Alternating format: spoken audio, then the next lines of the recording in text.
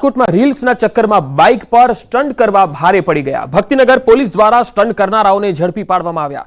3 સગીર સહિત કુલ 8 વ્યક્તિઓને ઝડપી પાડવામાં આવ્યા। રસ્તા ઉપર બાઇક સાથે જોખમી સ્ટન્ટ કરનારાઓને પોલીસે કાયદાનું ભાન કરાવ્યું। સ્ટન્ટબાજ તત્વોએ માફી માંગી હતી।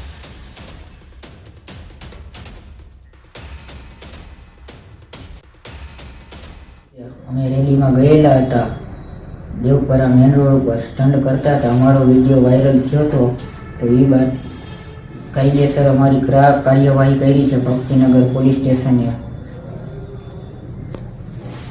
જનતાને જણાવવાનું કે તમે આવા જોખમી સ્ટન્ટ ના કરતા। અમદાવાદમાં સળિયાની ચોરીમાં કોન્સ્ટેબલની સંડોવણી ખુલી છે। કોન્સ્ટેબલની સંડોવણી સામે આવતા તેની ધરપકડ કરાઈ છે। કોન્સ્ટેબલ મુસ્તફા ખાન સહિત આરોપીઓની ધરપકડ કરાઈ છે। વેજલપુરમાં ટ્રાન્સપોર્ટમાંથી સળિયાની ચોરી થઈ હતી।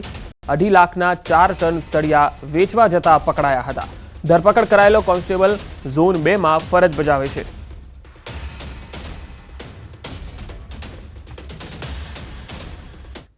અને હવે વાત શાકભાજીએ રડાવ્યા।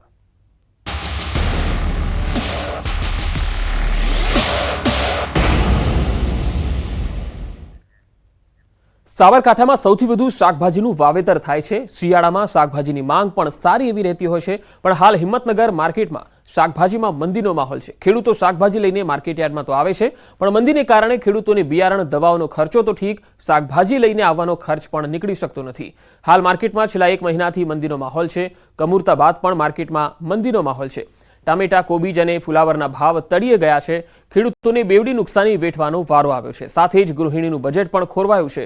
ખેડૂતોને ભાવ મળતા નથી અને ગૃહિણીઓ માટે શાકભાજીના ભાવ ઘટતા નથી, ત્યારે ક્યાંક ને ક્યાંક વચેટિયાઓ દ્વારા લૂંટ મચાવવામાં આવતી હોવાની વાત પણ ઉઠી રહી છે। આગામી 10 દિવસ સુધી આવી જ મંદી જોવા મળી શકે એવું એક વેપારીએ જણાવ્યું હતું। ત્યારે ખેડૂતોને તેની મહેનતનું યોગ્ય મૂલ્ય ક્યારે મળશે તે જોવું રહ્યું। શાક માર્કેટમાં એટલી મંદી ચાલે છે ને કોબી કા ફુલાવર તો કોઈ લેવા તૈયાર નથી માર્કેટની અંદર। અને અત્યારે હું ટામેટા જે લઈને આવ્યો છું ને 4 રૂપિયા ને 5 રૂપિયા કિલો વેચાય છે। એટલી મંદી છે ને માર્કેટની અંદર કોઈ લેવાલી જ નથી। બોલો હવે ખેડૂતોને તો શું કરવું અત્યારે હાલ કોઈ ખબર જ નથી પડતી। અત્યારે શાકભાજીના ભાવમાં વધારો જોવા મળશે। જોવા જઈએ તો ખેડૂતો એમ કહે છે કે અમે મફતના ભાવે શાકભાજી વેચીએ છીએ, જ્યારે બજારમાં આપણે ગૃહિણીઓ જે શાકભાજી ખરીદવા જાય ત્યારે એ જ શાકભાજીનો ભાવ 50-60 રૂપિયા 100 રૂપિયા સુધી પહોંચી જાય છે। તો જોવા જઈએ તો ખેડૂતો કહે છે મફતના ભાવે આપીએ છીએ અને ગૃહિણીઓનો આટલો ભાવ વધારો આપવો પડે, તો વચ્ચે આટલું બધું માર્જિન કેમ? શાક માર્કેટ